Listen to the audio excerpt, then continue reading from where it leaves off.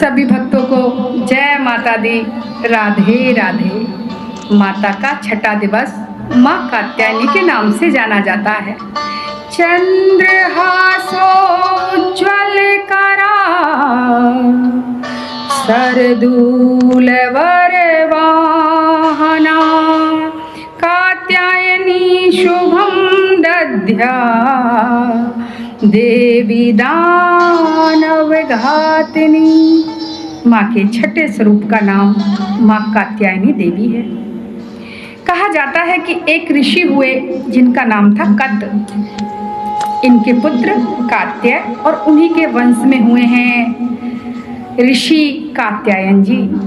कहते हैं इन्होंने माँ परा अम्बा जगदम्बा की तपस्या करी, उपासना करी और वर मांगा कि हे देवी, आप मुझे पुत्री रूप में प्राप्त हो, मैं पुत्री रूप में आपकी सेवा करना चाहता हूँ। तब माँ ने प्रसन्न होकर आशीर्वाद दिया कि हे ऋषिवर, अति शीघ्र तुम्हारी ये मनोकामना पूरी हो जाएगी। और फिर वो समय आया जब महिषासुर का आतंक चारों ओर छाया था और सभी देवता व्याकुल होके त्रिदेव श्री ब्रह्मा विष्णु महेश की शरण में आए। तब त्रिदेव ने अपने अंदर से एक तेज प्रकट किया और सभी देवताओं के अंदर से भी एक तेज निकला और वह तेज देखते ही देखते महामाई जगदम्बा के रूप में प्रकट हो गया।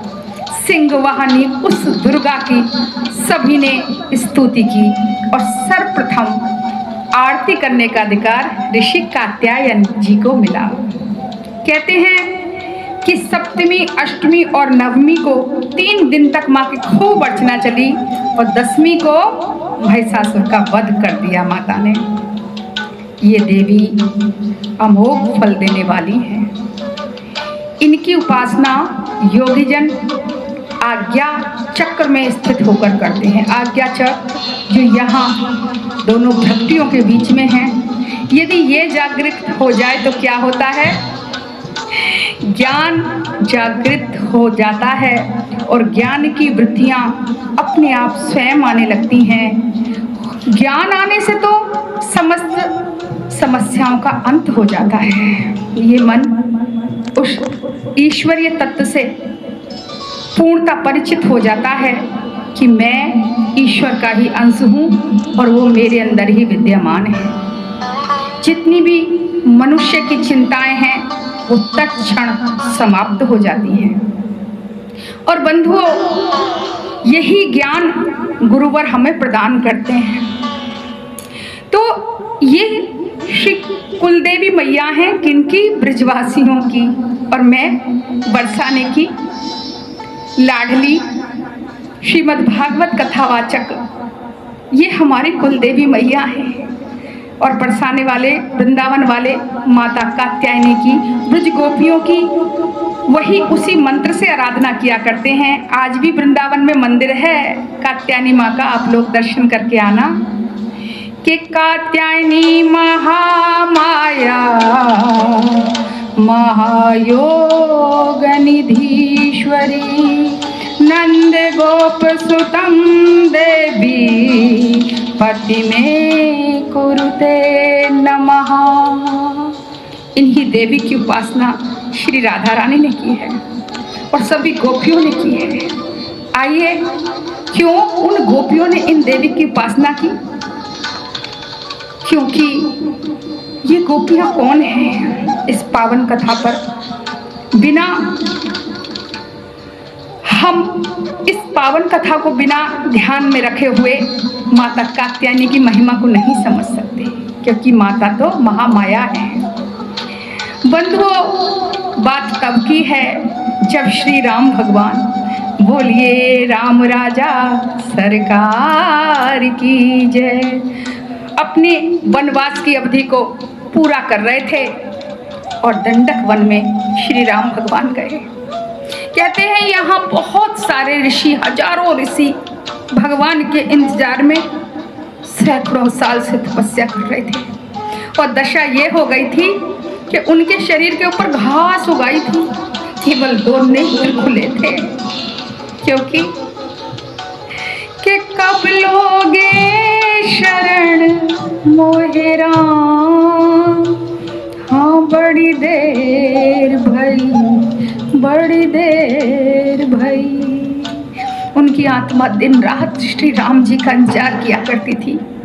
उसी वक्त वहां पर दशरथ नंदन राज दुलारे श्री रामचंद्र भगवान अपने छोटे भ्राता लक्ष्मण के साथ आए। बोलिए राम राजा सरकार की जय। और वनवासी रूप में उनको जो देखा, प्रभु का सौंदर्य तो वैसे भी अनुपम है, उसकी तुलना किसी से नहीं की जा सकती। लेकिन जब उन्होंने उनको मुनि वेश में देखा तो वे सारे मुनि मन ही मन उनको अपना स्वामी मान के मन ही मन भाव विभोर हो गए। और अब केवल दर्शन मात्र से ये प्यास बुझने वाली नहीं थी। देखो, जब प्रेम अनंत हो जाता है तो रोम रोम, कहते हैं ना, प्रेम जब अनंत हो गया तो रोम रोम संत हो गया। अब मन किया कि श्री राम भगवान आपके चरणों से लिपट जाएं। हे राम राजा सरकार, आपको कलवैया डाल दें, आपको भोग बवा में आपके साथ नृत्य करें। और ऐसे भाव आ गए कुछ ऋषियों के मन में, जैसे माता सीता आपके चरण दबाती रहती है, आपको अपनी गोदी में लिटाती है, आपसे हंसी मजाक करती हैं, प्रेम करती हैं, आलिंगन करती हैं, चुंबन करती हैं। प्रभु हमें भी वो सौभाग्य दे दो। वो कौन कह रहे हैं, बड़े ध्यान दे के सुनना। वो योगी कह रहे हैं जिन्होंने घर परिवार कब का त्याग दिया, सारे सुख छोड़ दिए, परम ब्रह्मचारी योगी जिन्होंने अपने शरीर की आहुति देके आज उस परम पद को प्राप्त किया है कि भगवान श्री राम सामने खड़े हैं। और ऐसी कठोर तपस्या कि शरीर के ऊपर मट्टी जम गई, मट्टी के ऊपर वृक्ष पौधे उगाए, न खाते हैं न पीते हैं, और दिन रात श्री राम का इंतजार किया करते थे। मगर जैसे ही श्री राम भगवान आए तो देखो, हर योगी तपस्या तो इसलिए करता है कि मुक्ति मिल जाए, मोक्ष मिल जाए, लेकिन भूल गए मुक्ति, क्योंकि ये वह प्रेम है जो मुक्ति से भी ऊपर है। और प्रेम में पढ़ के कहने लगे, भगवान अब हम मोक्ष नहीं चाहते, हम केवल आपका प्रेम चाहते हैं। हे दीनानाथ, अब तो हमें अपने चरणों के दासी बना लो, हमें अपनी सेवा में ले लो। तब श्री राम भगवान मुस्कुराए और कहा, अभी मैं अपने मर्यादा रूप में हूँ, पर हे ऋषिवर, शीघ्र ही द्वापर में मैं 16 कलाओं से युक्त श्री कृष्ण भगवान के रूप में अवतरित होऊंगा। और तब मेरे साथ देवी राधा रानी पधारेंगी। तब आप सब गोपी बन के आना और श्री राधा कृष्ण की लीलाओं का आनंद लेना। ये ऐसा ही हुआ बंधुओं, ये सब ऋषि ही गोपी बन के आए। कहाँ आए? वृंदावन में। आहा, वृंदावन का नाम लेते हैं, क्या बात है। बोलिए बांके बिहारी लाल की जय।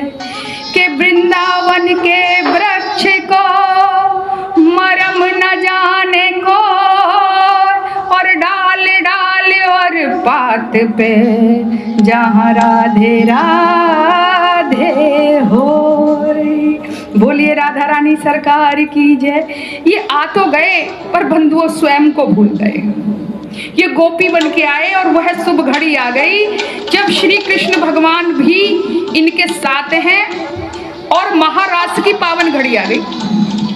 लेकिन इस रास को बड़े बड़े योगी नहीं समझ पाते, क्योंकि देखो ये रास क्या है, वास्तव में तो यह है रहस्य कथा। रास बन गया, इसके दो नाम है, एक तो रहस्य और दूसरा रस। रस कैसा? प्रभु के चरणों की भक्ति का रस। ये गोपियां सब सज धज के आई, श्री कृष्ण भगवान मुरली बजा रहे हैं और श्री राधा रानी गोपियों के साथ में आई।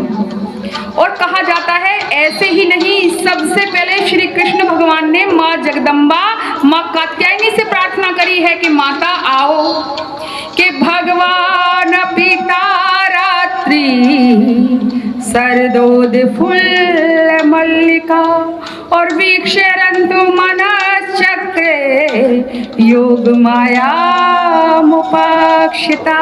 और तब माता ने अपनी योग माया से सुंदर रास का मंडल उत्पन्न कर दिया। चंद्रमा से कहा कि तुम अपनी चांदनी को और बढ़ा दो। वहां मल्लिका के पुष्प खिल गए और चारों तरफ शीतल बयार चलने लगी। जमुना जी का किनारा, बोलो जमुना मैया की जय, रस रानी की जय, राधा रानी की जय। और तब वहां गोपियों के साथ भगवान का रास हुआ। कहते हैं वहां भगवान शंकर भी पधारे। भजन है ना बड़ा सुंदर, बोल शंकर भगवान की जय। कि एक दिना भोला भंडारी बन के सुंदर नारी वृंदावन आ गए हैं, वृंदावन आ गए हैं।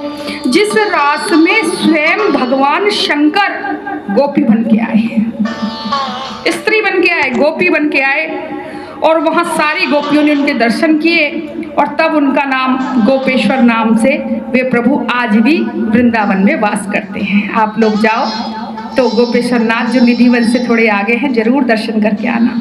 और निधिवन में तो कहते हैं आज भी रास होता है। रात को वहां सारे वृक्ष गोपियों का रूप धारण कर लेते हैं। क्यों हुआ ऐसा बंधुओं? देखो बंधुओं, ये गोपियां जब आई तो खुद को ही भूल गई। याद बचा तो क्या, केवल कृष्ण का प्रेम था बस इनके दिल में, अटूट प्रेम था। ये कृष्ण को चाहती थी, उसके सिवा कुछ नहीं जानते थे।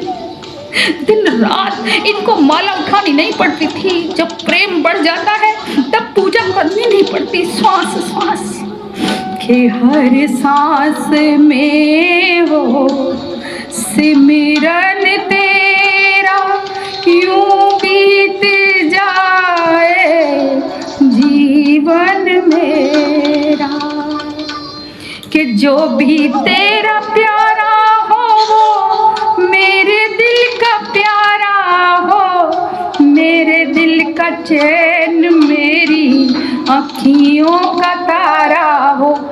सब में निहारूं रूप सुनहरा, यूं बीत जाए जीवन मेरा।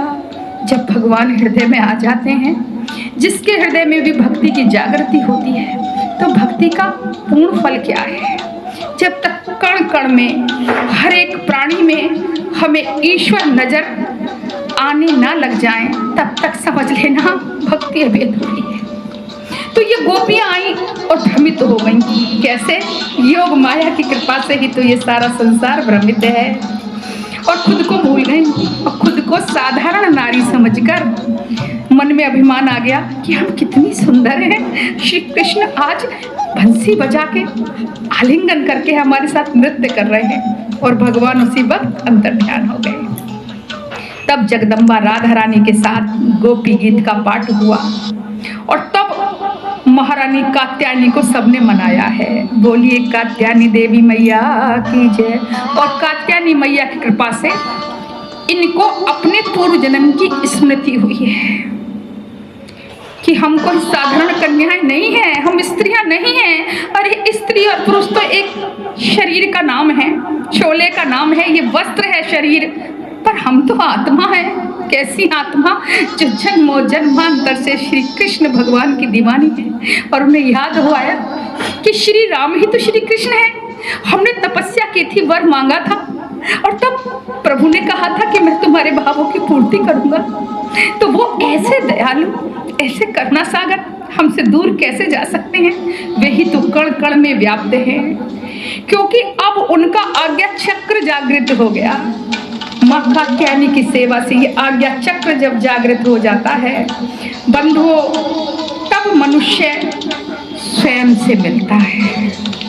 स्वयं जो ईश्वर का ही रूप है, आत्मा परमात्मा का अंश है, पर माया के कारण हम इसे भूल जाते हैं और केवल माता कात्यायनी की कृपा ही आज्ञा चक्र को जागृत करके हमें अपने आप को पहचानने की शक्ति दे सकती है। और जब हम अपने आप को पहचानने लगते हैं तो अनेक प्रकार की शक्तियाँ हमारे अंदर स्वतः आ जाती हैं।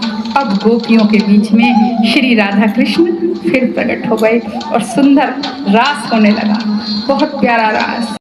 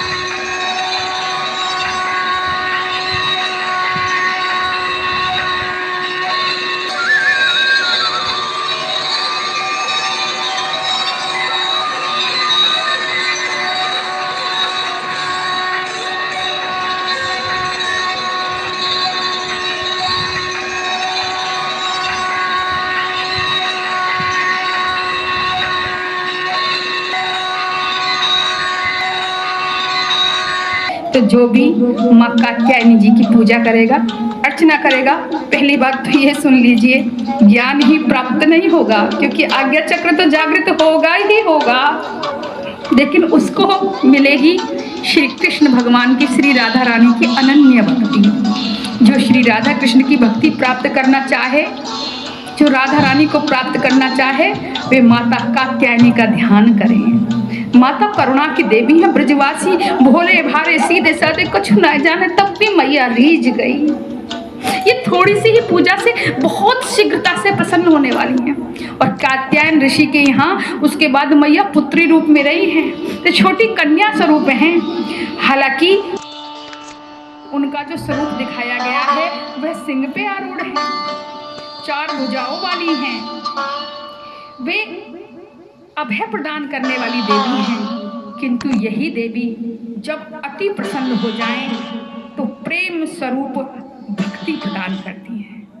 यही देवी अपने आप से परिचित करा के भगवान के परम पद को प्राप्त कराने वाली हैं।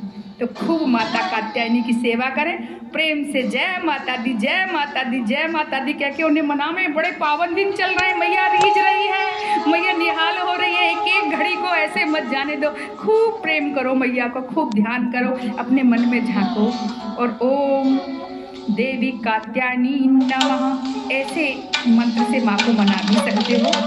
तो आइए माता का नाम लेते रहिए और प्रेम से कहिए जय माता दी, राधे राधे।